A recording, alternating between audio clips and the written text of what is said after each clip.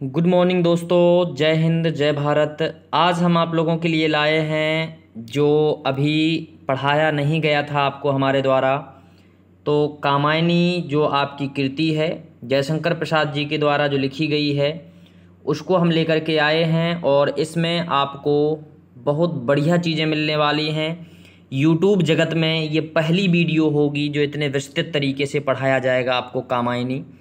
ठीक है, तो आप लोग हमारे साथ बने रहिए और आज का कम से कम आपको 1 घंटा इस टॉपिक को दे देना है। कोई भी प्रश्न आएगा वो आपसे नहीं रह पाएगा, ठीक है, बच के नहीं जा पाएगा कहीं पर, ये हमारी गारंटी है, क्योंकि बहुत ही विस्तृत तरीके से हमने इसका विश्लेषण किया है और साथ ही साथ में इसमें हमने सारांश भी बाद में जोड़ा है। तो हम एक एक करके थोड़ा थोड़ा उनका सारांश भी पढ़ेंगे। तो 1 घंटा बस आपका चाहिए हमें। 40 से 50-60 क्वेश्चन भी हमने इसमें जोड़े हुए हैं। ठीक है, चलिए तो स्टार्ट करते हैं। हम सबसे पहले प्रश्नों को यहाँ पर हल करेंगे, बाद में हम इसकी आपको थ्योरी थोड़ी सी बताएंगे। ठीक है, तो कामायनी का प्रकाशन वर्ष, तो कामायनी का प्रकाशन वर्ष देखिए भाई, कहीं जगह 1935 आपको मिलेगा और कई जगह आपको 1936 मिलेगा। तो हम यहाँ पर जो सही मान रहे हैं वो किसको मान रहे हैं? 1936 को मान रहे हैं। तो कामायनी का जो प्रकाशन वर्ष है वो कौन सा है? 1936 है। क्लियर है, आगे बढ़ेंगे। कामायनी में कुल सर्ग हैं, तो कामायनी में कुल कितने सर्ग हैं? तो ये अभी नॉर्मल जानकारी चल रही है। तो कामायनी में सभी को मालूम है कि कितने सर्ग हैं, 15 सर्ग हैं। ठीक है, आगे बढ़ेंगे। कामायनी का अंगीरस कौन सा है? तो भाई अंगीरस यदि आपसे पूछ लिया जाता है तो कामायनी में हमेशा शांतरस चलेगा। कामायनी में क्या चलेगा? शांतरस चलेगा, क्योंकि वास्तविकता में प्रलय के बाद की कहानी दी गई है। जो मनु थे हमारे, उनके बारे में यहाँ पर कहानी दी गई है। तो यहाँ पर कामायनी का जो अंगीरस होगा वो कौन सा होगा? शांत होगा। ठीक है, इसके बाद है कामायनी में यदि हम दर्शन की बात करें तो शैव दर्शन होगा। कामायनी में दर्शन की बात करें तो कौन सा दर्शन मिलने वाला है आपको? शैव दर्शन मिलने वाला है। अगला है मनु प्रतीकार्थ है। मनु प्रतीकार्थ है, तो यहाँ पर आपको बताना है कि मनु को किसका प्रतीक माना गया है? तो मनु को जो माना गया है वो मन का प्रतीक माना गया है। किसका? मन का प्रतीक माना गया है, यानी कि यहाँ 5वें का आपका ए नंबर क्या हो जाएगा? सही आंसर हो जाएगा।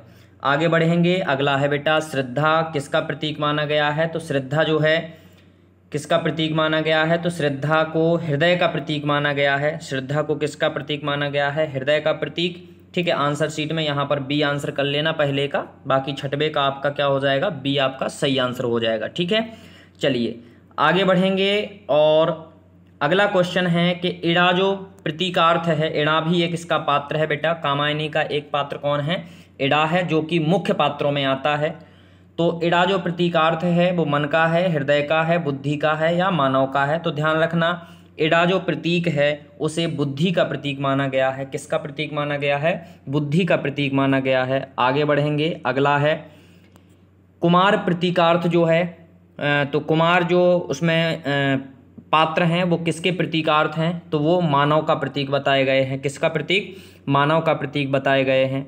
अगला है, यदि आपसे आल्हा पूछा जाता है तो आल्हा छंद किन सर्गों में है? देखिए 15 सर्ग हैं, बिल्कुल एकदम डिटेल में लेकर के चलेंगे। हम केवल श्रद्धा और इणा सर्ग को लेकर नहीं चल रहे हैं, बाकी आपको श्रद्धा और इणा सर्ग भी इसमें मुख्य रूप से दर्शाए जाएंगे। तो आल्हा छंद किन सर्गों में है? तो देखिए बेटा, एक चिंता सर्ग है, उसमें आशा सर्ग है, स्वप्न सर्ग है और निर्वेद सर्ग है। इन तीनों सर्गों में, कौन में? चिंता, आशा, स्वप्न और निर्वेद, इन तीनों में आल्हा छंद है। ये जो तीनों सर्ग लिखे गए हैं किस छंद में लिखे गए हैं?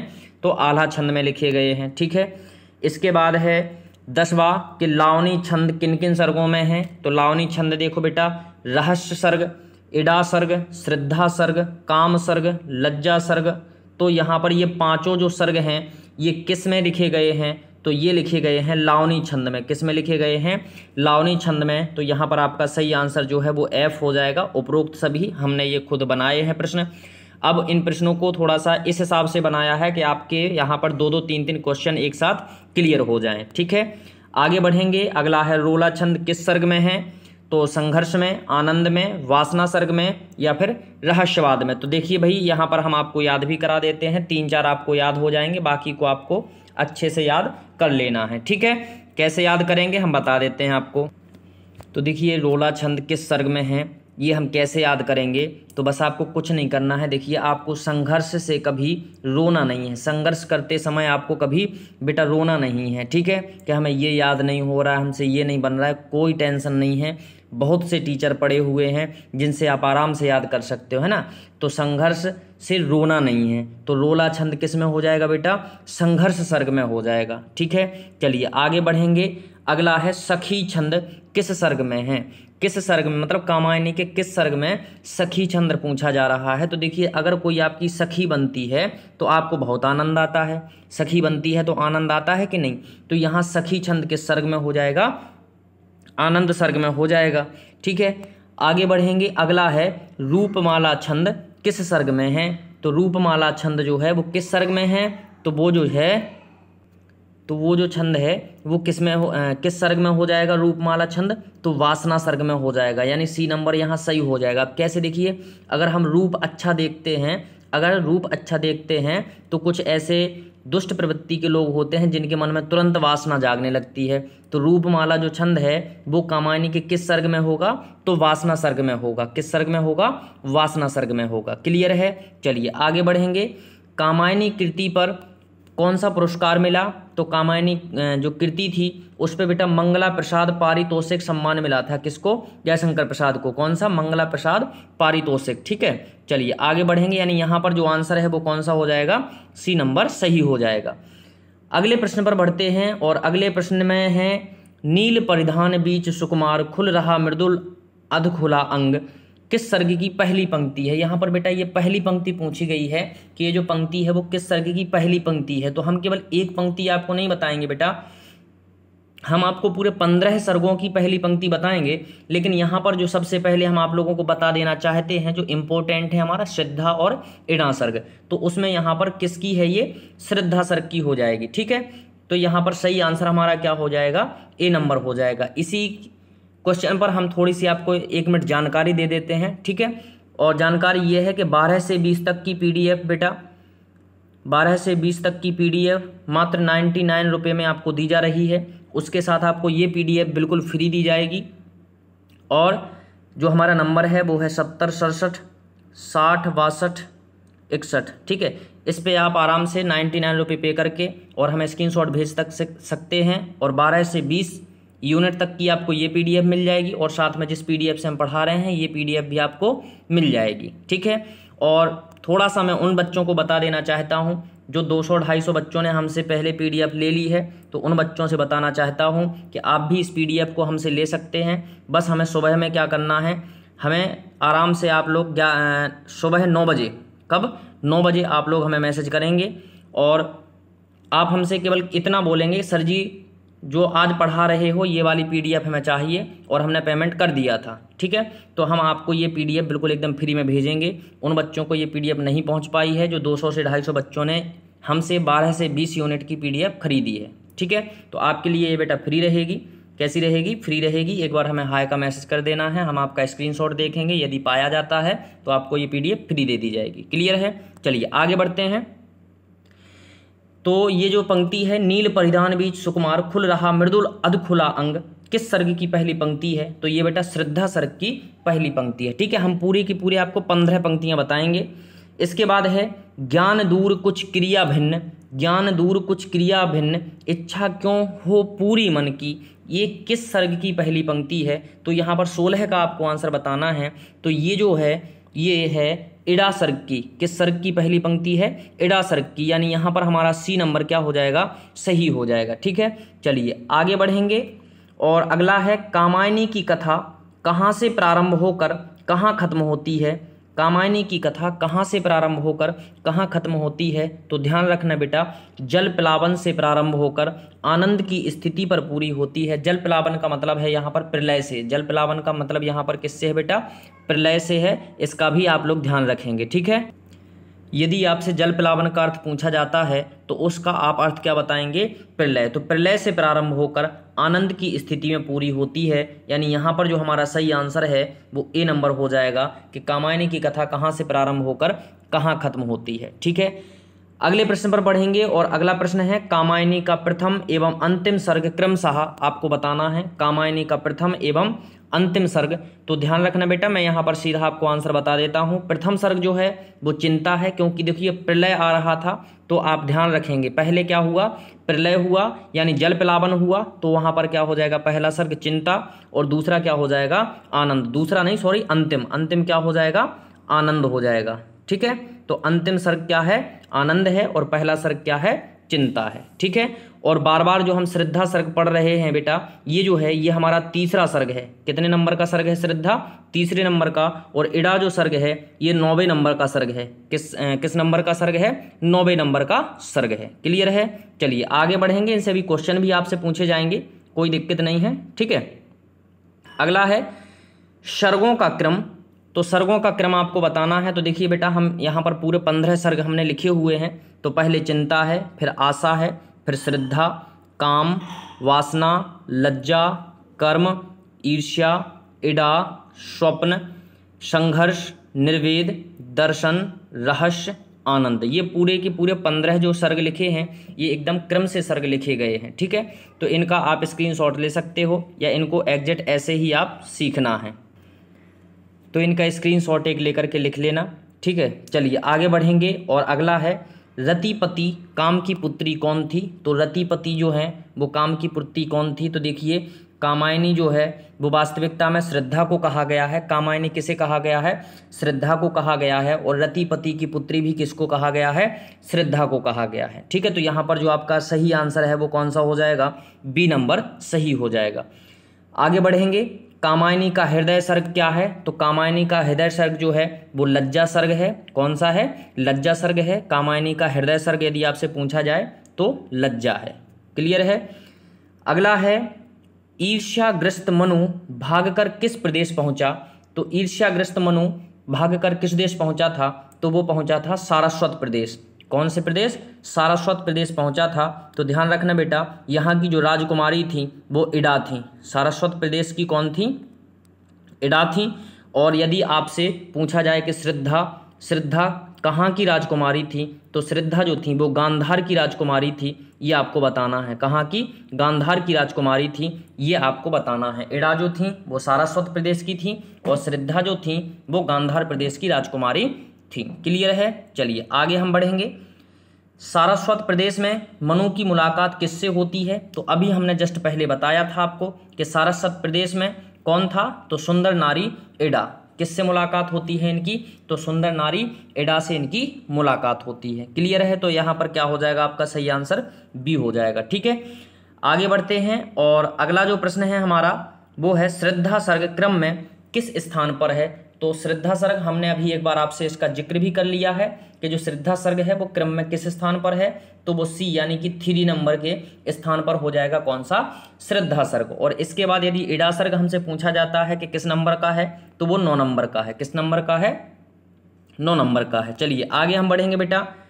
और अगला है 25वां कि इड़ा सर्ग क्रम में किस स्थान पर आता है। तो ये अभी हमने आपको बता ही दिया है, तो जस्ट यहाँ पर आपका सही आंसर जो होगा वो क्या हो जाएगा, डी हो जाएगा। ठीक है, अगला है कामायनी के मुख्य पात्र आपको बताना है। तो देखिए मैं यहाँ पर थोड़ी सी आपको जानकारी और दे देती हूँ कि यहाँ पर जो मुख्य और गौण पात्र यदि मिलाएं तो कितने टोटल पात्र हैं, 6 पात्र हैं। और मुख्य पात्रों की संख्या इसमें केवल कितनी है, 3 हैं। जो कौन कौन से हैं आपके, मनु हैं, श्रद्धा हैं और इड़ा है। ये जो 3 हैं ये इसके मुख्य पात्र हैं। कौन से, मनु, श्रद्धा और इड़ा।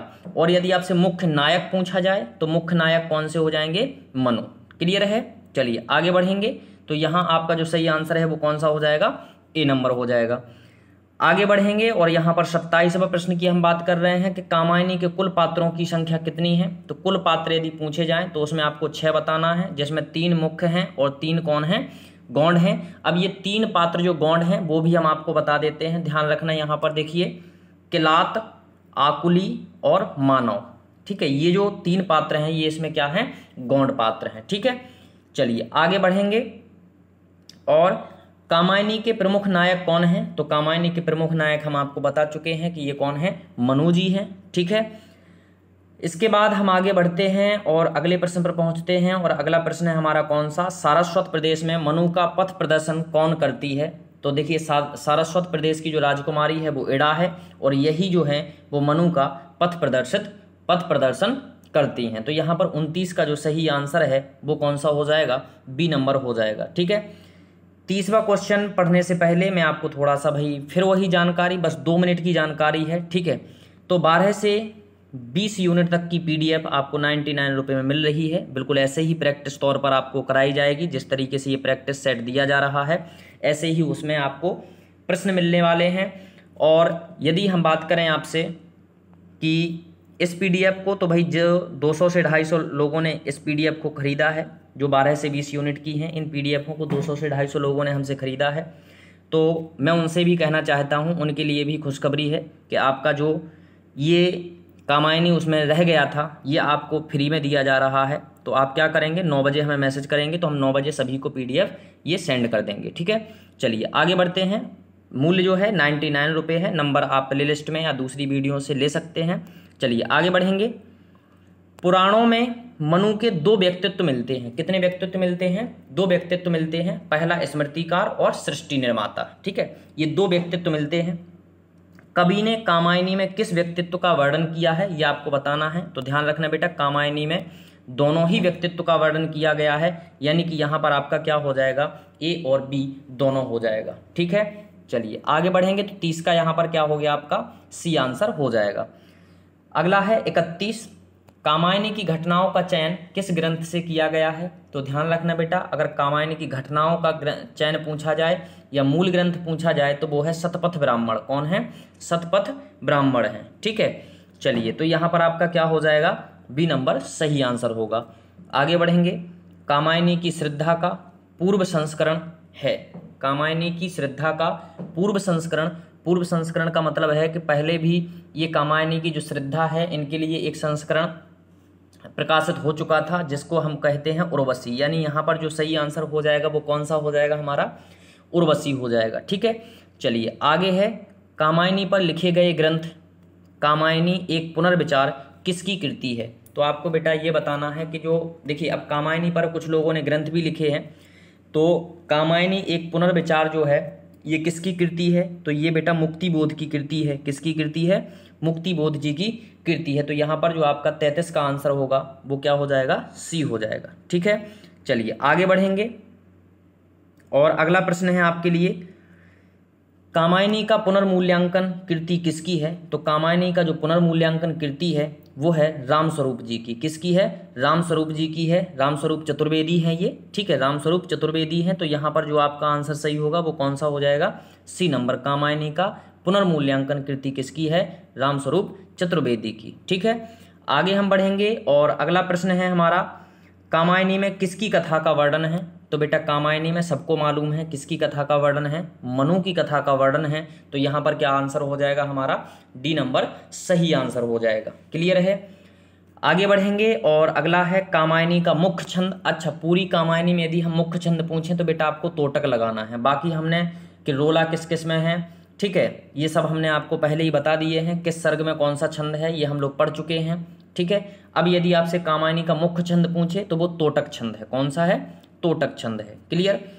अगला है कामायनी का प्रधान रस। तो ये शांत हम पढ़ चुके हैं। कौन सा रस है बेटा, शांत रस है। अगला है किसे कामायनी कहा गया है। तो बेटा श्रद्धा को कामायनी कहा गया है। किसको, श्रद्धा को कामायनी कहा गया है। ठीक है, चलिए आगे बढ़ते हैं। और इसके बाद है 18वां, कामायनी का हृदय सर्ग क्या है। तो कामायनी का हृदय सर्ग क्या है, तो लज्जा है। ये भी हम पढ़ चुके हैं। और इसके बाद है कामायनी मानव चेतना का महाकाव्य है। कामायनी मानव चेतना का महाकाव्य है, ये किसने कहा है। तो बेटा ये कुछ कथन कुछ हमारे कवियों ने कहे हैं, कुछ लेखकों ने कहे हैं, उनको भी याद रख लेना। कामायनी के संदर्भ में ये कथन कहे गए हैं। तो कामायनी मानव चेतना का महाकाव्य है, तो ये किसने कहा है, तो ये नगेंद्र ने कहा है। किसने कहा है, नगेंद्र जी ने। इसके बाद है अगला प्रश्न, कामायनी फैंटेसी है। तो कामायनी को भैया फैंटेसी किसने कहा है, तो फैंटेसी कहा है मुक्तिबोध जी ने। कामायनी को फैंटेसी किसने कहा है, तो ये मुक्तिबोध जी ने कहा है। इसके बाद हैं अगले, कामायनी एक असफल कृति है। तो असफल कृति किसने कह दिया है, तो इंद्रनाथ मदान ने कह दिया है। ठीक है, किसने, इंद्रनाथ मदान ने कामायनी को असफल कृति बताया है। आगे बढ़ेंगे। और अगला है कामायनी नए युग का प्रतिनिधि काव्य है। तो ये जो कथन है ये किसने कहा है, तो ये नंद दुलारे वाजपेयी ने कहा है कि कामायनी नए युग का प्रतिनिधि काव्य है। ठीक है, चलिए आगे बढ़ेंगे। और आपसे देखिए, मैंने किसी वीडियो में शेयर करने के लिए नहीं कहा है, लेकिन मैं इस वीडियो को शेयर करने के लिए ज़रूर कहूँगा। ठीक है, क्योंकि इस वीडियो से मेरी बहुत ज़्यादा हेल्प हो जाएगी। तो कामायनी ताजमहल के समान है, तो ये किसने कहा? तो ये सुमित्रा नंदन पंत जी ने कहा था कि कामायनी ताजमहल के समान है। ठीक है, चलिए अगला है, कामायनी विश्व साहित्य का 8वां महाकाव्य है। कामायनी विश्व साहित्य का 8वां महाकाव्य है, ये किसने कहा? तो ये कहा था श्याम नारायण पांडे जी ने। किसने? श्याम नारायण पांडे जी ने, कि कामायनी विश्व साहित्य का 8वां महाकाव्य है। क्लियर है? इसके बाद तो यहाँ 5वें का जो आंसर है वो आपका क्या हो जाएगा बेटा? डी नंबर हो जाएगा। ठीक है, अभी इसके बाद हम बहुत कुछ पढ़ने वाले हैं आज कामायनी में। ठीक है, कामायनी समाजशास्त्र की ट्रीटाइज है, तो ये किसने कहा? तो ट्रीटाइज कहा है बेटा नगेंद्र ने। किसने कहा है? नगेंद्र जी ने, कि कामायनी समाजशास्त्र की क्या है? ट्रीटाइज है। ठीक है, तो यहाँ पर आपका सही आंसर क्या होगा? ए नंबर होगा। अगला है, कामायनी आधुनिक समीक्षा और रचनाकार दोनों के लिए परीक्षा स्थल है। कामायनी आधुनिक समीक्षा और रचनाकार दोनों के लिए क्या है? परीक्षा स्थल है। तो ये कहने वाले कौन थे? तो ये कहने वाले हैं रामस्वरूप चतुर्वेदी जी। ठीक है, रामस्वरूप चतुर्वेदी जी। ठीक है, चलिए आगे है, कामायनी की भाषा कैसी है? तो बेटा साहित्यिक खड़ी बोली है। कैसी है? साहित्यिक खड़ी बोली है।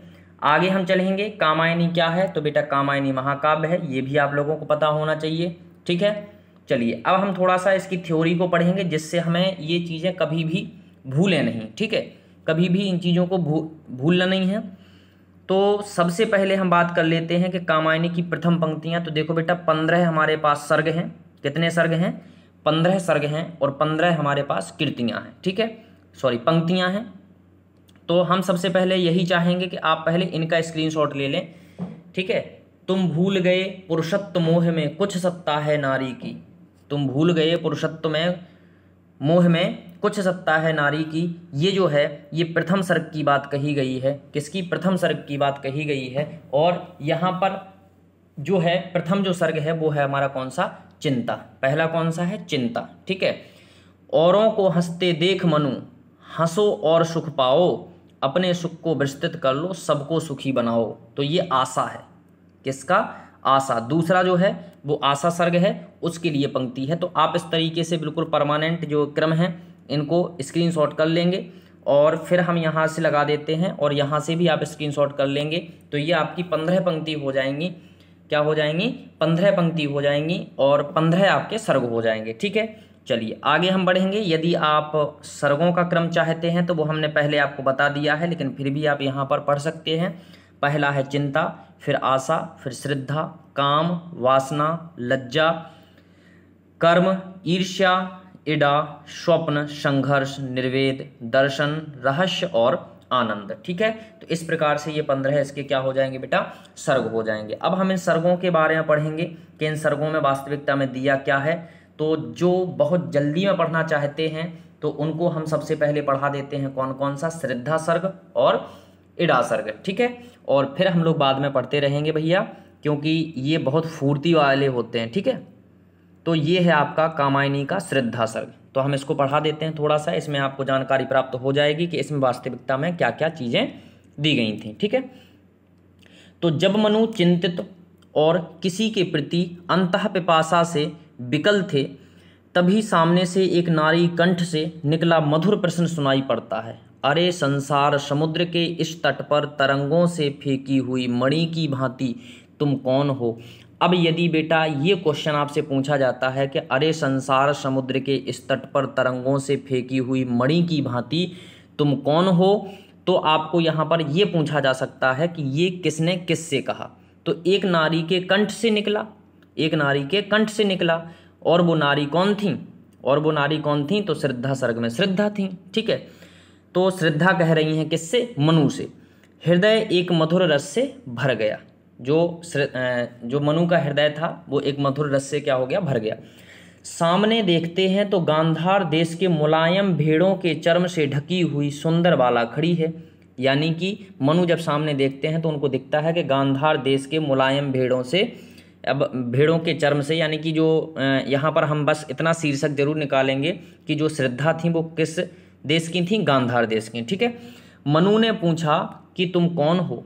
उसने प्रत्युत्तर में बोला, उसके प्रत्युत्तर में बाला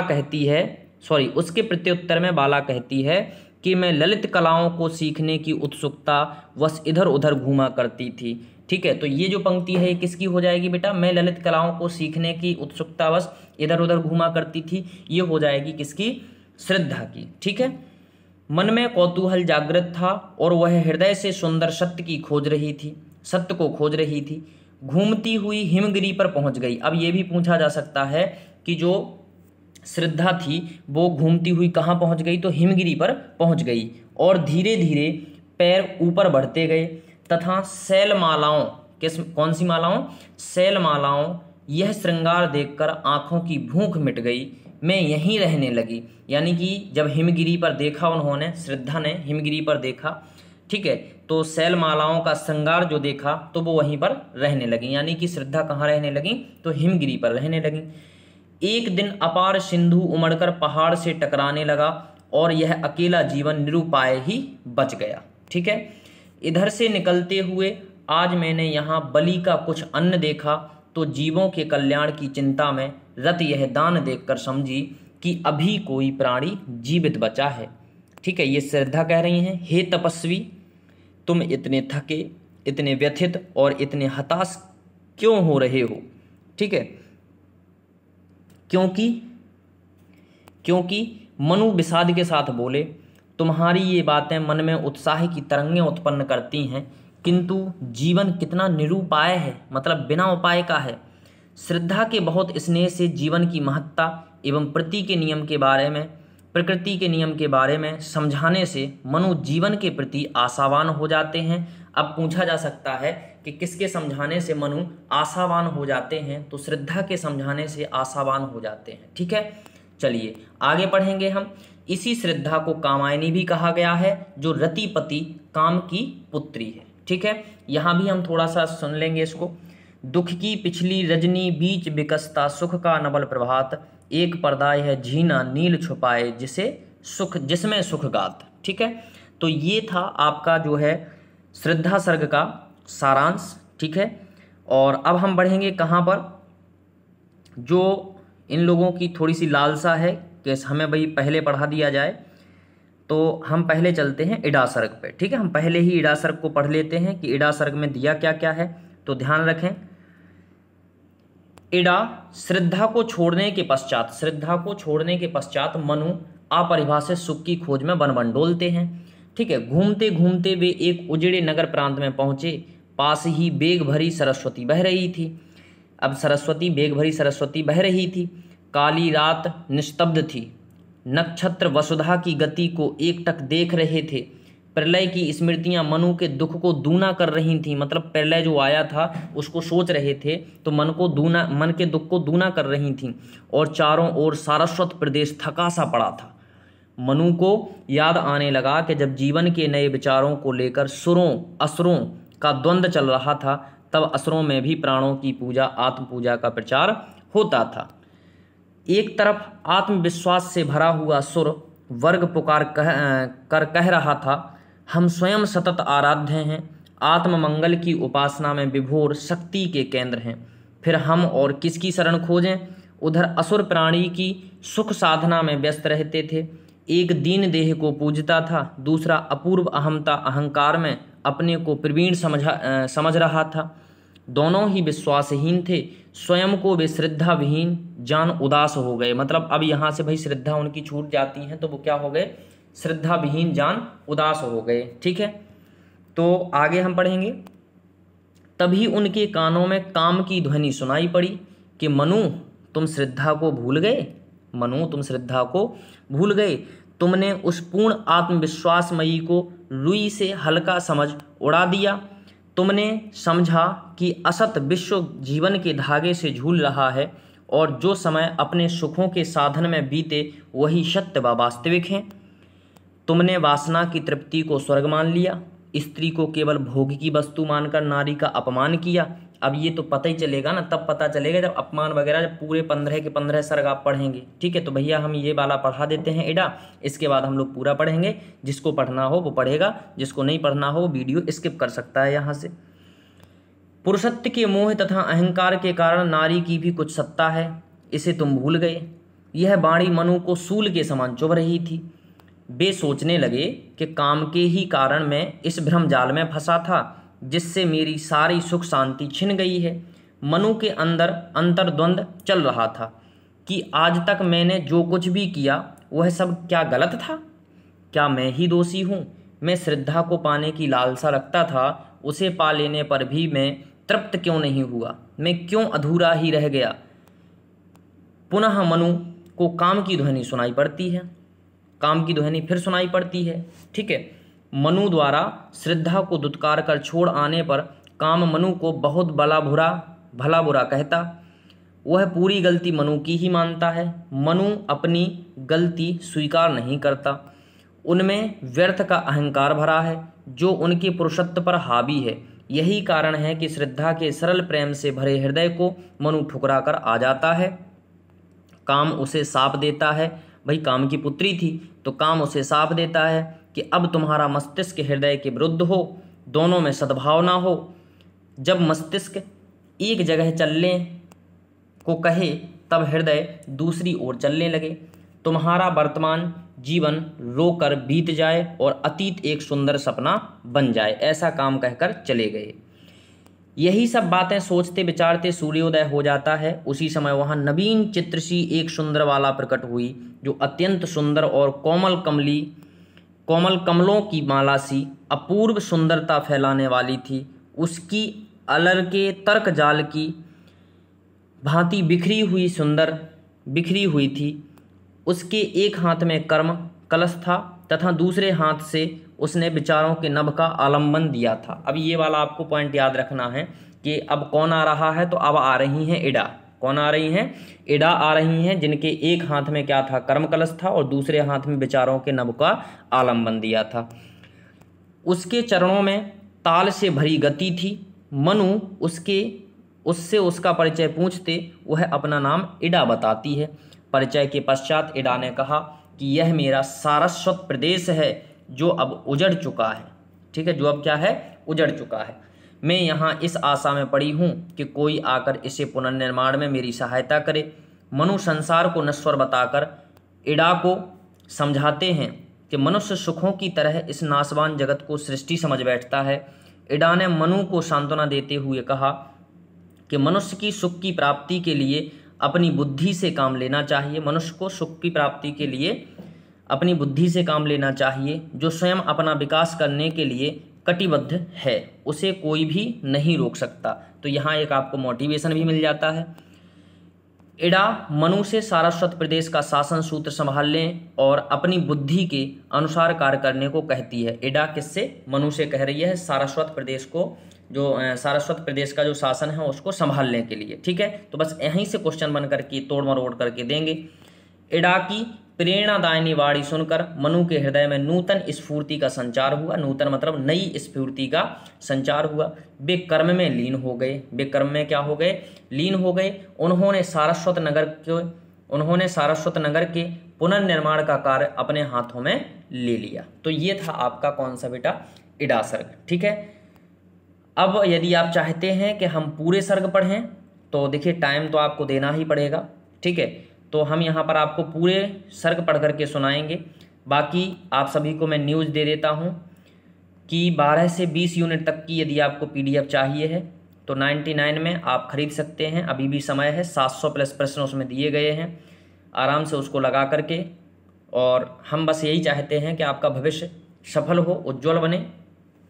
ठीक है, तो अब देखिए हम चिंता सर्ग से पढ़ते हैं, तभी आपको कामायनी का पूरा सार समझ में आएगा। बहुत शॉर्ट में है, इतना ज़्यादा हमने लिया नहीं है। मुश्किल से 15, 20, 30 मिनट और लगेंगे, इससे ज़्यादा समय बेटा नहीं लगेगा। तो अगर आप पूरा सुन लेते हैं तो अच्छे से आप लोग याद कर सकते हो। ठीक है, बाकी क्वेश्चन हमने आपको करा दिए हैं।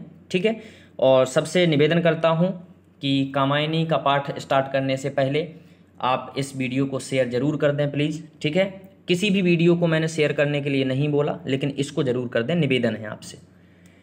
तो सबसे पहला है चिंता सर्ग। चिंता कामायनी की कहानी का इसी सर्ग से प्रारंभ होता है। चिंता कामायनी जो है वो कहाँ से प्रारंभ होती है?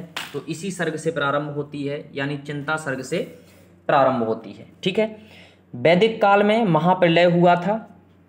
भयंकर प्रलय के पश्चात समस्त सृष्टि का विनाश हो चुका था। इस महाप्रलय में केवल वैवस्वत मनु बच पाए थे।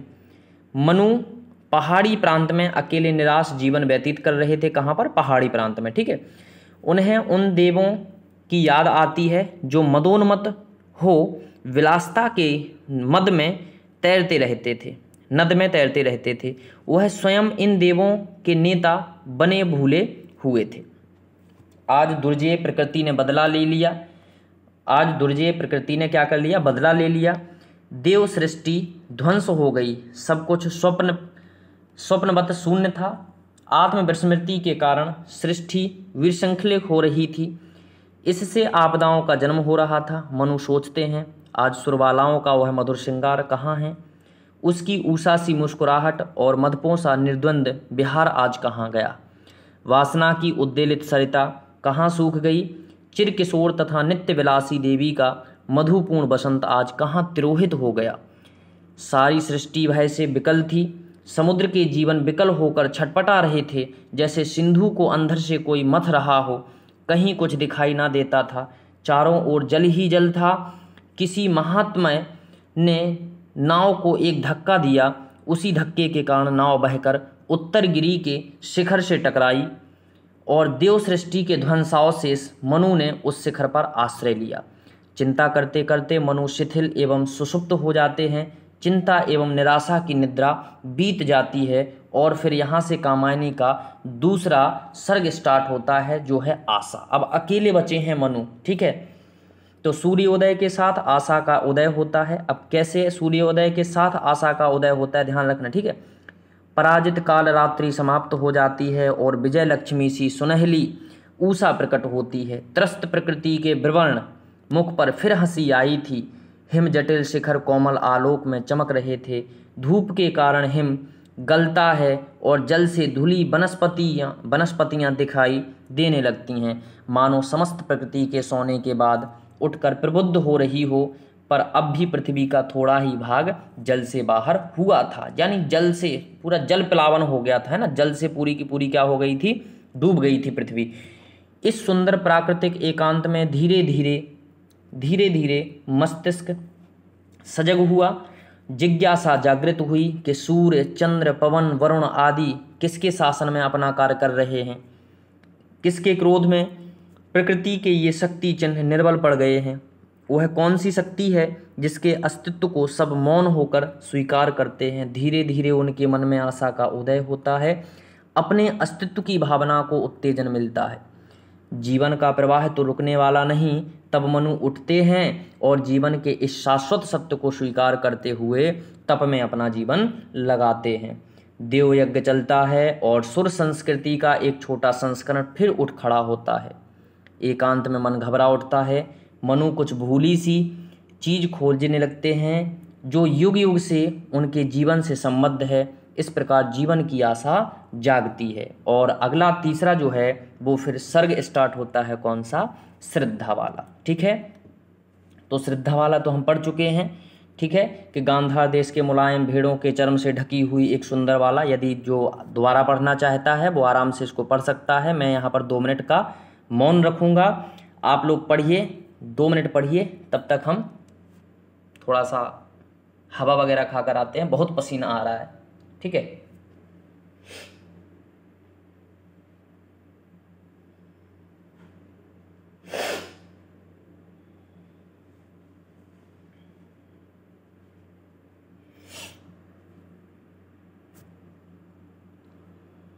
चलिए, तो इसमें बेटा हम ज़्यादा देर नहीं लगाएंगे। ठीक है। आप वीडियो को रोक करके आराम से बाद में पढ़ लेना।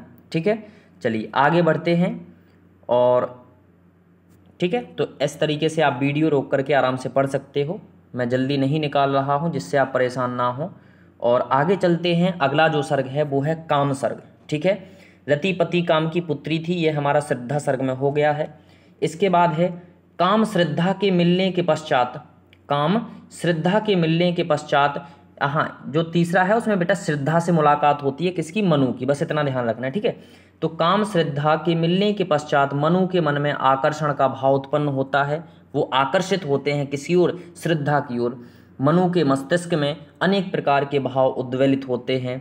एकाएक मनु निराश हो जाते हैं, मन की बात रुक जाती है, पर अभिलाषा की प्रगति नहीं रुकती है। ठीक है, मनु का मन श्रद्धा की ओर आकर्षित होता चला जाता है। वह अपनी इंद्रियों को काबू करने में असमर्थ पाते हैं।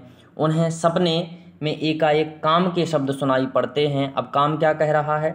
संसार में अमला आई है, अमला मतलब श्रद्धा, कामरति की संतान है। संसार में अमला आई है, कामरति की संतान है। ये कौन कह रहा है? काम कह रहे हैं। ठीक है, यह सर्वगुणी युवती है, जड़ चेतन की गांठ है, भूलों की परिमार्जन है तथा उष्ण विचारों की शीतलता है। उसे पाने की इच्छा रखते हो तो उस योग्य बनो। अब कैसे? यह शब्द सुनकर मनु की आंखें खुल जाती हैं। तब तक अरुणोदय हो जाता है, यानी सूर्योदय हो जाता है। ठीक है, अगला है कामायनी के वासना सर्ग। तो अगला बेटा है कौन सा? वासना सर्ग। तो मनु का हृदय राग विराग का संघर्ष स्थल बना हुआ है। इधर श्रद्धा व मनु एक साथ रह रहे हैं। श्रद्धा मनु की सहयोगिनी है तथा मनु की अतिथि भी है। वह मनु के आश्रय में रहती है। एक गृहपति दूसरा विकारहीन अतिथि है। ठीक है, एक गृहपति तथा दूसरा विकारहीन अतिथि है। पहला प्रश्न तो दूसरा उसका उदार उत्तर है। पहला प्रश्न तो दूसरा उसका उदार उत्तर है। ये श्रद्धा और मनु के ही बारे में बात हो रही है। एक समर्पण में ग्रहण का भाव है तो दूसरा प्रगति जिसमें बाधा उपस्थित है। अभी तक दोनों की जीवन क्रीड़ा अपने अपने शून्य मार्गों पर चली जा रही थी। दोनों अपरिचित से थे। वे नियति दोनों में मेल चाहती थी। दोनों रोज मिलते जुलते थे, पर अब भी मानो कुछ बच रहा था जिसमें हृदय का गूढ़ रहस्य छिपा हुआ था। दर क्षितिज पर रक्त गोलक सा सूर्य डूब रहा संध्या का समय था। मनु ध्यान लगाने की कोशिश करते थे, परंतु कानों में काम के शब्द गूंजते थे। काम के कौन से? श्रद्धा पशु पक्षियों से अति प्रेम करती है। एक चपल बाल पशु उसके साथ फुदकता हुआ उससे प्रेम जताता है। श्रद्धा उसे प्रेम से सहलाती है। इस पर मनु को ईर्ष्या होती है कि ये दोनों प्राणी मेरे अन्न से मेरे घर में पल रहे हैं। मेरे हृदय का समस्त धन छीन कर ये दस्यु यानी चोर निर्बाध सुख भोगना चाहते हैं। उसी बीच श्रद्धा मनु के पास आकर विदुरवर में पूछती है, तुम किस प्रकार का ध्यान लगाए बैठे हो? मन कहीं, तन कहीं, आंखें कहीं और देखती हैं, कान कहीं और सुनते हैं। हे तपस्वी, तुम अभी तक ध्यान लगाए बैठे हो। मनु श्रद्धा को पाने हेतु उद्विग्न है। मनु जो है वो श्रद्धा को पाने हेतु क्या है? उद्विग्न है। पर श्रद्धा स्वयं को अतिथि कहकर पीछे हटा लेती है। फिर भी नारी हृदय इतना कठोर नहीं होता कि वह पुरुष का प्रेम प्रस्ताव अधिक समय तक ठुकरा पाए, है ना। वह भी ऐसे समय जबकि उन दो प्राणियों के अतिरिक्त संसार में कोई ना बचा हो। ठीक है, इसके बाद है भैया कामायनी का लज्जा सर्ग। तो देखिए ऐसे अगर आप पढ़ लोगे ना तो आपको इसमें क्रम भी याद हो जाएगा। सर्गों का क्या हो जाएगा? क्रम भी याद हो जाएगा। तो पुरुष के कोमल स्पर्श एवं उपचार से जब अतिथि का चिरंतन पर दबा हुआ नारीत्व ऊपर उभर आता है और उसमें समर्पण की वाणी मुखरित होना चाहती है, तब नारी की मानस सखी सी लज्जा प्रकट होती है।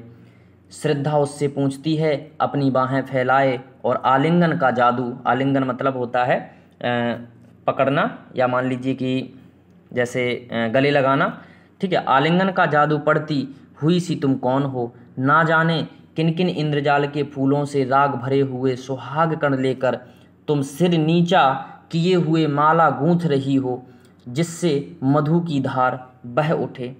तुम अंतर में खिले हुए कदम्बों की माला सी कोई चीज पहना देती हो, जिससे मन की डाली अपनी फल भरता के डर से झुक जाती है। नीली किरणों से बना हुआ सुरभि में सना वह हल्का सा आंचल तुम वरदान के समान मुझ पर डाल रही हो। तुम्हारे कारण मेरे सारे अंग मोम के हो जाते हैं। कोमल होकर मैं बल खा रही हूँ और अपने में ही सिमट सी रही हूँ। ये श्रद्धा कह रही हैं। तुम्हारे कारण तरल हंसी केवल एक मुस्कुराहट बन जाती है। नैनों में एक बाकापन आ जाता है और जो कुछ सामने देखती हूँ वह सब भी सपना हुआ आता है। सपना हुआ जाता है। आज जब मेरे सपनों में सुख और कलरव का संसार पैदा हो रहा है और अनुराग की वायु पर तैरता इतराता सा डोल रहा है, जब अभिलाषा अपने यौवन में उस मुख के स्वागत को उठती है और दूर से आए हुए को जीवन भर के बल वैभव का उपहार देकर उसका सत्कार करना चाहती है, तब तुमने यह क्या कर दिया? इस समय यह छूने में हिचक क्यों है? देखने में पलकें आँखों पर क्यों झुक पड़ती हैं? कलरव परिहास की गूंज होठों तक आकर रुक जाती है। मेरे हृदय की परवस्ता, तुम कौन जो मेरी स्वतंत्रता छीन रही हो और जीवन वन में खिलते स्वच्छंद पुष्पों को चुनती जा रही हो? तब श्रद्धा रूपी नारी के प्रश्नों का छाया रूपी प्रतिमा लज्जा ने यूं उत्तर दिया, बोले, इतना मत चौंक, अपने मन का उपचार कर। मैं एक पकड़ हूँ जो कहती है कि ठहर और सोच विचार ले। मैं गौरव की महिमा खिलखिलाती और जो ठोकर लगने वाली है उसे धीरे से समझाती हूँ। मैं देव सृष्टि की रति हूँ जो अपने पति कामदेव के वियोग के कारण आतृप्ति से दीन हो रही हूँ। ठीक है, तो पति कामदेव यानी कि यहाँ पर लज्जा आ गई है। ठीक है, मैं उसी रति की प्रतिकृति लज्जा हूँ। मैं मतवाली हो रही सुंदरता के पग में नुपुर सी लिपट कर उसे मनाती हूँ और शालीनता सिखाती हूँ। मैं सरल कपोलों की लाली बन जाती हूँ। मैं आँखों में अंजन सी लगती हूँ। मैं सौंदर्य के चंचल कैशोर की रखवाली करती हूँ। श्रद्धा पुनः लज्जा से पूछती है, श्रद्धा लज्जा से पूछ रही है कि मेरे जीवन का रास्ता क्या है?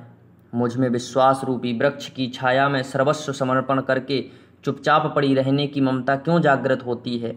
मैं मानस की इस गहराई में निसंबल होकर तिर रही हूँ और इन स्वप्नों से जागना नहीं चाहती। मैं क्या करूँ?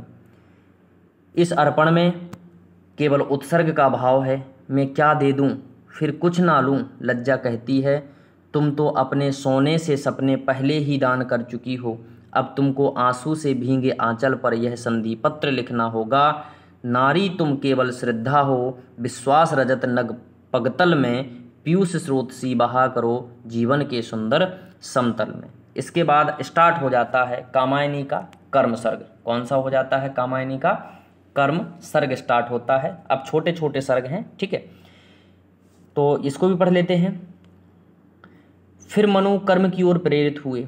हमने कहा 1 घंटा आपको देना है बस, है ना, इस टॉपिक के लिए, और ये जिंदगी भर के लिए कंप्लीट हो जाएगा। बच्चों को भी आप कामायनी की कहानी सुनाओगे। मनु फिर कर्म की ओर प्रेरित हुए। यज्ञ की पुकार के कारण वह स्थिर ना रह सके।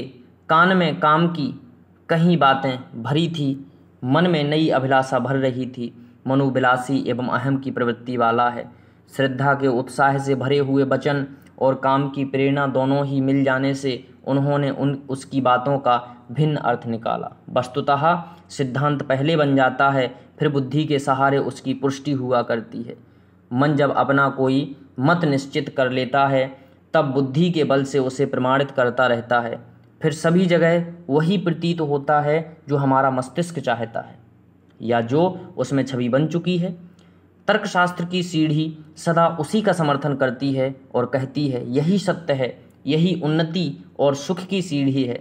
उस जल प्लावन से इन दोनों के अतिरिक्त असुर पुरोहित किलात तथा आकुली भी बच गए थे। मनु के यहाँ बंधे पशु को देखकर उनकी आमिष लोलुप रसना से जिह्वा में पानी भर आया करता था। दोनों ने पशु को खाने की नीयत से उपाय सोचा कि किस प्रकार मनु को बस में करके पशु हासिल किया जाए। दोनों यह विचार करके उस कुंज द्वार पर आए जहाँ मनु सोच रहे थे, कर्म यज्ञ से जीवन के स्वप्नों का स्वर्ग मिलेगा, पर पुरोहित कौन बचेगा, पुरोहित कौन बनेगा, किस विधि से यज्ञ होगा, यह मार्ग किस ओर जाता है। इसी समय दोनों असुर पुरोहितों ने गंभीर मुद्रा में कहा, जिनके लिए यज्ञ होगा, हम पुरोहित की आशा में तुमने कितने कष्ट सहे हैं। चलो आज फिर वेदी पर ज्वाला की फेरी हो। मनु दोनों असुर पुरोहितों की बातें सुनकर प्रसन्न हो जाते। ठीक है, और वो कौन से हैं असुर पुरोहित? किलात और आकुली हैं। अब ये ध्यान रखना कि किलात और आकुली कौन है, तो ये असुर पुरोहित हैं। ठीक है, चलिए आगे बढ़ते हैं। और अगला है तो यहाँ से पढ़ते हैं, ठीक है। कौन सा? ईर्ष्या सर्ग से। तो श्रद्धा की उस क्षण भर की चंचलता ने हृदय पर अपने अधिकार खो दिया। अब मनु को शिकार के अतिरिक्त और कोई काम न रह गया था। उस दिन की हिंसा के बाद उनके मुंह में खून लग गया था। अब उनका मन केवल हिंसा ही नहीं और कुछ भी खोजने लगा था। मनु को श्रद्धा का सरल विनोद अब अच्छा नहीं लगता था। लालसाएं उठती व शांत हो जाती। मनु नियमानुसार शिकार खेलकर लौटे थे। सामने की गुफा द्वार दिखाई पड़ रहा था, पर और आगे बढ़ने की इच्छा नहीं होती। मरा मृग नीचे डालकर धनुष बाण इत्यादि भी अलग कर दिया और शिथिल शरीर मनु बैठ गए। उधर कामायनी मनु के बारे में चिंतित थी कि पश्चिम में संध्या की ललाई अब काली हो चली, पर वह अहेरी अब तक नहीं आए। क्या चंचल जंतु उनको दूर ले गया? यही सोचते सोचते वह विचलित हो रही थी। वह माँ बनने वाली थी, इसलिए ऊन काट कर अपने होने वाले शिशु हेतु मुलायम काले ऊनों का कोई वस्त्र बना रही थी। मुँह पीला, आंखों में आलस भरा स्नेह था, शरीर कुछ दुबला था और उसमें लज्जा बढ़ गई थी। ठीक है भाई। तो यहाँ पर भाई जो श्रद्धा थी वो एक शिशु को जन्म देने वाली थी, ठीक है। तो स्तन मातृत्व के बोझ से झुके थे। अंदर गर्भ में मधुर पीड़ा हो रही थी, जिसे माता ही अनुभव करती है। भावी जननी का सरल गर्भ माथे पर श्रम बिंदु सा झलक रहा था। महापर्व यानी प्रसव का समय निकट था। अब यहाँ महापर्व को किससे दर्शाया? प्रसव का समय से निकट था। मनु को देख मुस्कुराकर मीठे स्वर में बोली, तुम दिन भर कहाँ थे? क्या तुम्हें हिंसा इतनी प्यारी है कि देह गेह सब भूल जाते हो? मैं यहाँ अकेली बैठी रास्ता देख रही हूँ, पैरों की आहट की ओर कान लगाए हुए हूँ कि कब तुम आओ, पर तुम अशांत होकर मृग पीछे घूम रहे हो और इतनी शाम तक तुम घूमते रहते हो, जबकि पशु पक्षी सभी अपने अपने घरों के वापस आ चुके हैं। सब कुछ होते हुए भी तुम दूसरों के द्वार हो जाते हो। परंतु मनु को यह सब अच्छा नहीं लग रहा था। वह श्रद्धा से कहते हैं, तुम्हें किसी बात की कमी नहीं, मुझे अभाव का अनुभव होता है। मनु श्रद्धा को अपने कार्यों हिंसा का औचित्य तर्क देकर समझाते हैं कि तुम जो कार्य करती हो उसमें तुम्हारा सुख है, मैं जो कार्य करता हूँ उसमें मेरा सुख है, इसलिए मेरा काम गलत क्यों है? श्रद्धा मनु को फिर हिंसा न करने को कहती है। यदि कोई हिंसक प्राणी तुम पर हमला करे और तुम अपनी रक्षा में उस पर अस्त्र चला दो तो मैं इसे कुछ समझ सकती हूँ। यदि हमारा कार्य निरीह जीवों को पाल पोष कर बिना उन्हें हानि पहुँचाए चल जाता है तो हिंसा क्यों? उनके ऊन से हमारा काम चलता है, हम उनका दूध पीकर जीवित रह जाते हैं। जिनको लाभ से पाला जा सकता है तो उनके साथ द्रोह क्यों? हम पशु से ऊंचे हैं तो हमें संसार सागर में सेतु बंधन बन जाना चाहिए। श्रद्धा अहिंसावादी है, मनु हिंसावादी है। एक फैक्ट यहाँ पकड़ लेना, श्रद्धा अहिंसावादी है और मनु हिंसावादी है। मनु की हिंसक प्रवृत्ति ही उसे ईर्ष्यालु बना देती है। वाद विवाद होने के पश्चात मनु क्रोधित हो जाते हैं। मनु का अहंकार ईर्ष्या को जन्म देता है। वे पलायन कर जाते हैं, मतलब वहाँ से चले जाते हैं। श्रद्धा कहती रह जाती है, ओ निर्मोही रुक जा सुन ले। तो ओ निर्मोही रुक जा सुन ले, ये किसका कथन है? इडाका के श्रद्धा का, तो बेटा श्रद्धा का। ठीक है, चलिए आगे बढ़ेंगे। अब है कामायनी का एड़ा सर्ग। हम 9वें सर्ग पर आ चुके हैं और ये हमने पढ़ लिया था। यहाँ पर एड़ा से मुलाकात होती है किसकी? तो आप चाहें तो स्क्रीनशॉट लेकर के बाद में पढ़ लेना। यहाँ एड़ा से मुलाकात होती है किसकी? मुलाकात होती है मनु की। ठीक है, चलिए तो यहाँ से हम इसका स्क्रीनशॉट ले लेना, पढ़ लेना। इसको हम पढ़ा चुके हैं थोड़ा सा पहले। और अब हम चलेंगे कामायनी का स्वप्न सर्ग। ठीक है, तो कामायनी मनु की प्रतीक्षा में अत्यंत दुखी हो गई थी। वह अपने मन को कड़ा करके दुख सहती जा रही थी। उसका जीवन सूना होने के साथ साथ उसका वह अनुपम सौंदर्य भी फीका पड़ गया था। विरह की अग्नि में उसे प्रकृति का संपूर्ण सौंदर्य भी कष्टकारी लगता था। रह रहकर उसे विगत सुखद स्मृतियां व्याकुल कर रही थीं। असह्य दुख सहने के बाद भी श्रद्धा स्वयं को पराजित भी नहीं समझती है। कुछ दिन जो हंसते से आए थे और अपने साथ फूलों सी खुशियों और भौरों सा गुंजन लाए थे, मैं उन पलों को भूलती जा रही हूँ श्रद्धा की इन बातों से प्रतीत होता है कि वह विषम परिस्थितियों में भी जीना सीख लेती है। श्रद्धा का पुत्र भी जन्म ले चुका था, वह भी अभी तक खेल कर वापस नहीं आया था। श्रद्धा चिंतित थी कि कहीं वह भी पिता की तरह छोड़कर ना चला जाए। कामायनी इन विचारों में डूबी हुई थी। कामायनी यानी श्रद्धा। तो कामायनी इन विचारों में डूबी हुई थी कि दूर से एक आवाज़ आई, माँ, और सूनी कुटिया गूंज उठी। माँ उत्कंठा से भर उठी और दौड़ी। धूल से सनी बाहों से वह माँ पर लिपट गया। माँ ने पूछा, नटखट, तू मेरे भाग्य सा कहाँ फिर रहा था? ए पिता के प्रतिनिधि, तूने भी खूब सुख दिया। तू चंचल जंगली जानवर सा चौकड़ी भरता फिरता। मैं तेरे रूठने के डर से तुझे मना नहीं करती हूँ।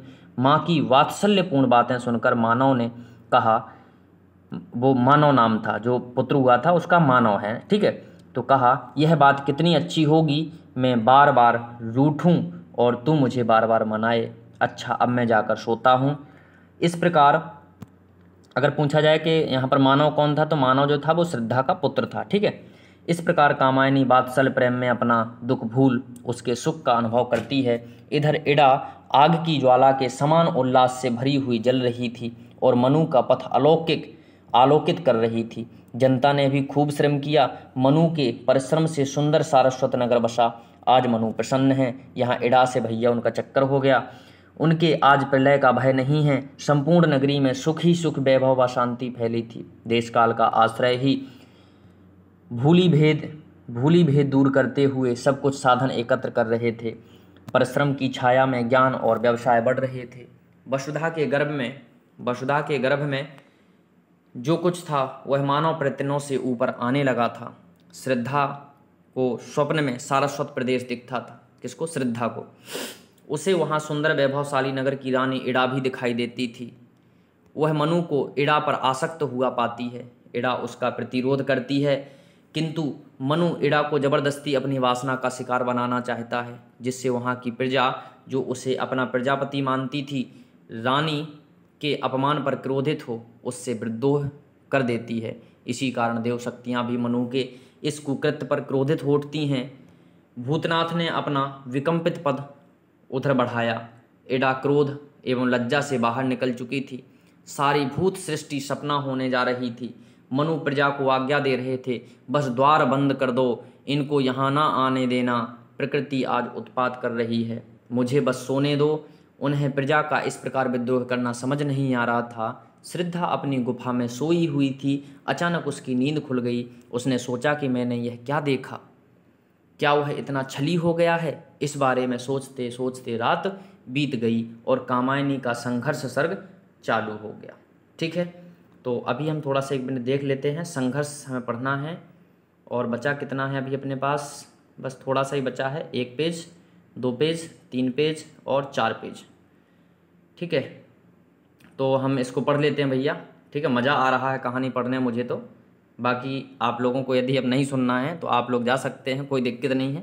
और मेरे ख्याल से अगर आप लोग सुन लें तो बड़ा अच्छा रहेगा। ठीक है, ज़िंदगी भर आपको कामायनी से तो कोई प्रश्न भूलने वाला नहीं है। ठीक है, अगर यह कहानी आपने पूरी सुन ली तो आगे पढ़ेंगे।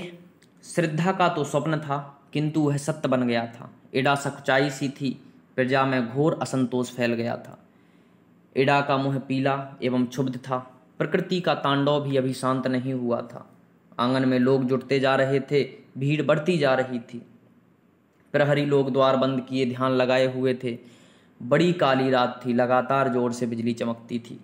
मनु मन में सोच रहे थे कि मैं यह प्रजा बनाकर कितना संतुष्ट हुआ था। ये अलग अलग थे, मैंने इनको एकत्र किया, संगठित। श्रद्धा को भी संपूर्ण अधिकार नहीं दे सका।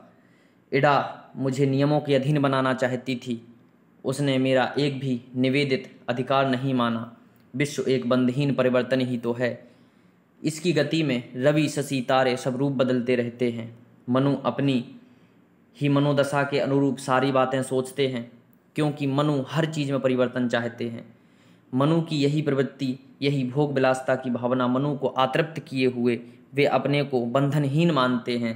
सहसा सामने इड़ा को पाते हैं। मनु से इड़ा कहती है कि यदि नियामक नियम ना माने तो फिर सब कुछ नष्ट हो जाएगा। मनु बोले, तुम फिर यहाँ कैसे चली आई? क्या तुम्हारे मन में उपद्रव की कुछ और बात समाई है? आज जो इतना सब हो गया उससे क्या उन्हें संतोष नहीं हुआ? अब क्या बचा है? एडा मनु को पुनः समझाने की कोशिश करती है, परंतु सब व्यर्थ जाता है। मनु कहते हैं, इडे इडे, मैं चाहता हूँ कि तुम पर मेरा अधिकार हो, नहीं तो मैं व्यर्थ का प्रजापति हूँ। तुम्हें देखकर अब सब बंधन टूट रहे हैं। मैं अब जरा से भी शासन या अधिकार नहीं चाहता। मनु को समझाते समझाते एडा थक जाती है। अंत में उन्हें सावधान कर वापस जाने लगती है तो मनु उसे अपने आगोश में जकड़ लेते हैं। उसी समय प्रजा मुख्य द्वार से अंदर प्रवेश कर जाती है और मनु को लहूलुहान कर देती है।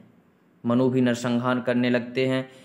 प्रजा को भड़काने में सबसे बड़ा हाथ किलात व आकुली का था। किसका था? किलात व आकुली का होता है। मनु उन्हें मारते हैं। एडा कहती है, इतना भीषण नरसंहार हो रहा है, ओ अभिमानी ठहर जा, तू भी जी, औरों को भी जीने दे। पर मनु कुछ नहीं सुनते। वेदी की ज्वाला धधकती है और सामूहिक बलि दी जाती है। मनु का हाथ नहीं रुकता। प्रजा पक्ष का साहस भी कम नहीं होता। अंत में मनु घायल होकर बेहोश हो जमीन पर गिर जाते हैं। इसके बाद निर्वेद सर्ग स्टार्ट हो जाता है। निर्वेद सर्ग स्टार्ट हो जाता है और चलिए पढ़ ही लेते हैं इसको भी, ठीक है। चलो स्पीड थोड़ी सी बढ़ाते हैं। प्रजा जी क्या हो रहा है? प्रजा और मनु के बीच का घोर संग्राम समाप्त हो चुका था। सारस्वत नगर मौन व क्षुब्ध पड़ा हुआ था। विगत कर्म के विष भरे विषाद का आवरण तना हुआ था। सुषुप्ति ही उसकी सीमा है। भय रजनी भयानक थी। रुक रुक कर हवा चलती थी। राज चिन्हों से शून्य महल समाधि सा खड़ा था। वहीं मनु का घायल शरीर भी पड़ा था। एडा को बीती बातें सोच सोच कर गिलानी हो रही थी। नारी हृदय में क्षुधा और आग, क्षमा और प्रतिशोध साथ साथ थे। उसे मनु ने स्नेह किया था, पर वह अनन्य नहीं रहा। जो स्नेह बाधाओं को तो तथा सीमाओं को तोड़कर दौड़ चला, वही अपराध हो उठा। हाँ, अपराध तो था, पर वह कितना भयानक बन गया। आज वही शासन का सूत्रधार और नियमों का नव निर्माता, अपने ही नव विधान का स्वयं साकार दंड बन गया। जो सबके लिए गुणकारी था, उसी से दोष प्रकट हुआ। एडा मनु के बारे में सोच रही थी कि बाहर कोई महिला करुण क्रंदन करती चली आ रही थी।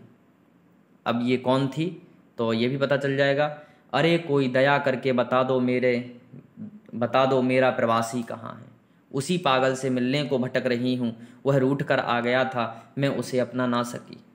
कोई आकर बता दो कि मैं, अब देखिए कौन आ गई है, श्रद्धा, कि मैं उसे कैसे पा सकूंगी। यह सुन एडा ने देखा कि सामने राजपथ पर धुंधली छाया चली आ रही है। उसका शरीर शिथिल, वस्त्र अस्त व्यस्त, बाल खुले थे। वह उस मुरझाई कली के समान थी जिसकी पंखुड़ियाँ टूट गई हों। उसके साथ एक बालक उसकी अंगुली पकड़े चला आ रहा था, जो मानव था, है ना, जो बालक का नाम क्या था? मानव। दोनों थके हुए थे एवं भूले मनु को खोज रहे थे, जो कि घायल पड़ा हुआ था। पूछा, तुमको आज एड़ा द्रवित हो रही थी, उसने इन दुखियों से किसने बिसरा दिया है? रात में तुम लोग भटकते हुए कहाँ जाओगे? बैठो और अपना दुखड़ा कहो। जीवन की लंबी यात्रा में खोए हुए भी मिल जाते हैं। जीवन में कभी मिलन भी होगा और दुख की रातें भी कट जाएंगी। एडा के साथ श्रद्धा वहाँ पहुँची जहाँ ज्वाला जल रही थी। उसे देखकर उसको अपने स्वप्न के सारे दृश्य याद आ गए। पास ही घायल मनु भी पड़े थे। उन्हें देखते ही उनकी व्यथा दूर हो गई। कुछ समय के बाद नीरव और मूर्छित मनु में हल्के स्पंदन हुए और आंखें खुलीं और चारों कोनों में आंसू की 4 बूंदें भर गईं। कुमार ऊंचे मंदिर, मंडप व वेदी देखकर चकित था। सोच रहा था, यह सब क्या है? मानव ने कहा, देख तेरे पिता पड़े हैं। माँ ने कहा, देख तेरे पिता पड़े हैं। पिता लो आया, कहते हुए घायल पिता को देखकर उस कुमार के रोए खड़े हो गए। रोमटे जैसे बोलते हैं, ठीक है। अपने पिता को आज वह पहली बार देख रहा था। वह माता से बोला, पिताजी प्यासे हैं, उन्हें जल दे दो। तुम यहाँ बैठी क्या कर रही हो? बच्चे की वात्सल्य भरी बातों ने मंडप में एक जीवन का संचार किया। प्राची का प्रभात हुआ। मनु ने आंखें खोल दी। वे कृतज्ञता से भरे हुए थे। गदगद होकर अनुराग भरे स्वर में श्रद्धा से बोले, श्रद्धे, अच्छा हुआ तू आ गई। पर क्या मैं यहीं पड़ा हुआ था? वही भवन, वही वेदी, सर्वत्र घृणा फैली है। उन्होंने क्षोभ से आंखें बंद कर लीं और श्रद्धा से वहां से दूर ले चलने का आग्रह करने लगे, परंतु उनके बहुत कमज़ोर होने के कारण श्रद्धा ने असमर्थता जताई। कुछ स्वस्थ हो जाने पर यह मनु को अवश्य ही वहाँ से ले चलेंगे। अब मनु श्रद्धा छोड़कर चले आने पर पछता रहे थे। अब मनु श्रद्धा को छोड़कर चले आने पर पछता रहे थे। बोले, हे देवी, अपनी मंगलमयी मुस्कान तुमने मुझे दी। तुम्हारी मूर्ति मेरे हृदय में घर कर गई है और सुंदरता की महिमा सिखाने लगी है। तुम्हारा मुझ पर कितना उपकार है, किंतु मैं अधम उस मंगल की माया को समझ ना पाया और आज भी हर्ष व विषाद की छाया को पकड़ रहा हूँ। तो यहाँ माफ़ी मांगने का है, ठीक है, तो इसको हम छोड़ देते हैं। रात्रि काफ़ी हो चुकी थी। श्रद्धा मनु के मन में उमड़ते इस उन्माद को देख चुप थी। इड़ा भी कुमार के समीप दबी उमंग से खड़ी थी। अत्यधिक थकान के कारण तीनों आराम करना चाहते थे। मनु चुपचाप सोच रहे थे कि अब मैं यह कलुषित मुँह कैसे दिखाऊं और फिर इन कृतघ्न शत्रुओं का क्या विश्वास करूं। श्रद्धा के रहते मैं इन दोनों से बदला भी नहीं ले सकता। उनके अंदर से आवाज़ आती है कि हे मनु, अब तू इस इंद्रजाल से भाग जा, यहाँ से चल देना चाहिए। प्रातः सब लोग उठे तो मनु वहीं नहीं थे। कुमार पिता को आवाज़ लगा रहा था। इड़ा स्वयं को अपराधनी समझ रही थी। इसके बाद दर्शन सर्ग स्टार्ट हो जाता है, ठीक है। तो इसमें जो है वो सारस्वत नगर से मनु का पलायन, ठीक है, दिखाया गया है। तो सारस्वत नगर से मनु के पलायन पर श्रद्धा और कुमार कई दिनों तक इड़ा के राजभवन में ही नहीं रहे, पर श्रद्धा का मन हमेशा दुखी रहता था। एक दिन अमावस्या की संध्या के समय श्रद्धा अचानक राजभवन से दूर मनु को ढूंढने निकल पड़ी। कुमार मानव भी उसके साथ आ पहुंचा। चारों ओर घना अंधेरा था। बालक ने माँ से पूछा, तुम इतनी दूर क्यों आ गई हो? अब घर चलो। पुत्र की स्नेह भरी बातें सुनकर श्रद्धा ने बेटे का मुँह चूम लिया और बेटे से बोली, वह मेरा घर नहीं है। मेरा घर तो व्यापक और विशाल है। उसकी छत नीला आकाश है, मेघ उसकी परिक्रमा करते हैं, इन बातों पर ध्यान देना, तथा तारे वहाँ झिलमिलाते रहते हैं। उसके द्वार हमेशा सबके लिए खुले रहते हैं। श्रद्धा जब यह बातें मानव से कह रही थी तो पीछे से इड़ा दिखाई देती है। वह श्रद्धा से पूछती है, माँ, अगर तुम इतनी उदार हो तो मुझसे विरक्त क्यों हो? तुमने मुझे अपने प्रेष दान क्यों नहीं दिया? श्रद्धा ने कहा, मैं तुमसे क्या विरक्त हो सकती हूँ? तुम प्रत्येक प्राणी को आश्रय देने वाली हो। तुमने मुझसे बिछुड़ने मनु को यहाँ आश्रय दिया। मैं तुम्हारे उपकारों का बदला नहीं चुका सकती। मेरे पति ने यहाँ आश्रय पाकर भी अपराध किया, अतः इसके लिए मैं तुमसे क्षमा याचना करती हूँ। मुझे विश्वास है कि तुम मनु को क्षमा कर दोगी। यह सुनकर इड़ा ने कहा कि आप यह क्या कह रही हैं? यहाँ कौन है जो अपराधी नहीं? आज मेरे राज्य में संघर्ष बढ़ चला है और श्रम के आधार पर जो वर्ग विभाजन किया गया था उनमें अहंकार भर गया है। प्रजा नियमों की चिंता नहीं करती और निरंतर विनाश की ओर अग्रसर है। मेरी संपूर्ण शासन व्यवस्था छिन्न भिन्न हो गई है। इस प्रकार हे देवी, तुम मुझे क्षमा कर कोई ऐसा उपाय बताओ जिससे मेरी सोई चेतना पुनः जागृत हो उठे। इड़ा की व्यथापूर्ण कहानी सुनकर श्रद्धा कहने लगी, तुम्हारे राज्य पर देवी आपदा का प्रकोप है। तुम्हारी शासन व्यवस्था का छिन्न भिन्न होने का कारण तुम्हारे हृदय पर अधिकार ना पा सकना तथा हमेशा दूसरों के सिर पर चढ़ी रहना है। इसलिए प्रजा में विरोध की भावना व्यापक हो चली है। इसमें कोई संदेह नहीं कि तुम्हारे पास तर्क और बुद्धि तो पर्याप्त है, पर हृदय पक्ष का अभाव है। यही कारण है कि तुम नारीत्व की कोमलता छोड़कर सुख दुख की मिथ्या आडंबर में फंस गई। तुम्हें संपूर्ण सृष्टि को एक ही चेतना का अंश समझकर सबके साथ समान व्यवहार करना चाहिए। मैं तुम्हें क्षमा के अतिरिक्त अपनी यह अमूल्य निधि अपना पुत्र भी सौंप रही हूँ। यानी श्रद्धा ने फिर इड़ा को अपना पुत्र भी सौंप दिया, ठीक है। और यहाँ पर हम चलते हैं फिर अगला कामायनी रहस्य सर्ग है, ठीक है। तो इसको आप लोग पढ़ेंगे थोड़ा सा।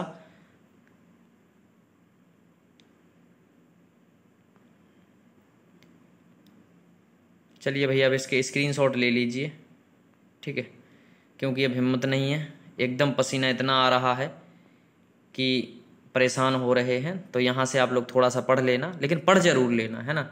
और आशा करते हैं कि आप लोग हमारी इस वीडियो को शेयर ज़रूर करेंगे, ठीक है। एकदम पसीने से हम तर हो गए हैं, ठीक है। और साथ में हम सूचना दे दें, स्क्रीनशॉट लेते जाओ आप लोग, ठीक है। साथ में सूचना दे दूं, 12 से 20 इकाई की 700 प्लस विकल्पों के साथ यदि कोई पीडीएफ खरीदना चाहता है तो वो मात्र 99 रुपये में है। और जो 200 से 250 लोगों ने हमारे पास से पीडीएफ खरीदी है, वो इस पीडीएफ को आप हमसे फ्री में ले सकते हैं। बस ऐसा करना, 9 बजे हमें मैसेज कर देना, हम 9 बजे सभी को व्हाट्सएप पर ये पीडीएफ भेज देंगे। या फिर आप ऐसा भी कर सकते हो कि चलिए ऐसा करिए, आप मैसेज कर दीजिए, मैं इसको भेज दूंगा, है ना। नहीं तो मैं टेलीग्राम का सोच रहा था कि टेलीग्राम ज्वाइन करने के बाद हम भेज देते तो अच्छा रहता, लेकिन चलिए कोई बात नहीं, आप इसका स्क्रीनशॉट बस लेते जाइए। और इसमें थोड़ा सा और मैं आपको एक्स्ट्रा बता दूं कि चलिए इसका स्क्रीनशॉट ले लिया। अब इडा की कथा को ज़रूर पढ़ लेना बेटा, ठीक है। अब एकदम पढ़ाने की हिम्मत नहीं है और मैं चाहता हूं कि अब इस पर कोई दूसरी वीडियो ना बने। ये निष्कर्ष भी आप पढ़ लेना थोड़े से, ठीक है। और यहाँ पर कामायनी के विषय में कुछ कथन है, बहुत सारे प्रश्न यहाँ से बन सकते हैं, तो इनका भी स्क्रीनशॉट आप ले लीजिए। तो 14 से कहाँ तक हो गया, ये आप पूरा इसका स्क्रीनशॉट ले सकते हो, ठीक है। तो अब भाई एकदम स्वस्थ खराब हो जाएगा हमारा और विदा लेते हैं। आशा करते हैं आज का सेशन आपको थोड़ा भी पसंद आया होगा, और यदि थोड़ा सा भी पसंद आया है तो आप इस सेशन को शेयर ज़रूर कर दीजिए, आपसे निवेदन है, ठीक है। चलते हैं भाई, फिर मिलेंगे, टेक केयर, जय हिंद जय भारत। हालत ख़राब है एकदम, चलिए।